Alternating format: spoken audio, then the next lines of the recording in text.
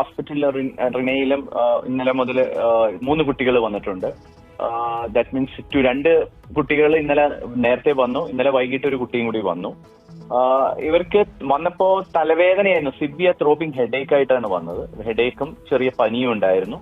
And അത് മാത്രമാണ് ഇപ്പോൾ ഉള്ള സിംറ്റംസ്. ആൻഡ് ഇത് കൂട്ടമായിട്ട് വന്നത് ആരിൽ നിന്നോ പകർന്നിരിക്കുന്നതായിരിക്കണം.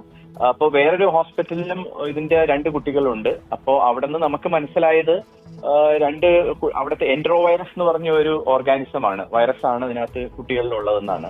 അപ്പൊ നമ്മളും അതിന്റെ ടെസ്റ്റിന് വിട്ടിട്ടുണ്ട്. അപ്പോ അത് വെച്ച് നമ്മൾ നോക്കുമ്പോൾ ഒരു ഫുഡിൽ നിന്നോ അല്ലെങ്കിൽ റെസ്പിറേഷൻ, ഇങ്ങനെ 2 രീതിയിൽ നിന്നാണ് വരുന്നത്. വേഗം വ്യാപിക്കുന്നതാണോ അത്? സോറി, മറ്റുള്ളവരിലേക്ക് വേഗം വ്യാപിക്കാമോ? വ്യാപിക്കാം. അപ്പൊ അത് അവര്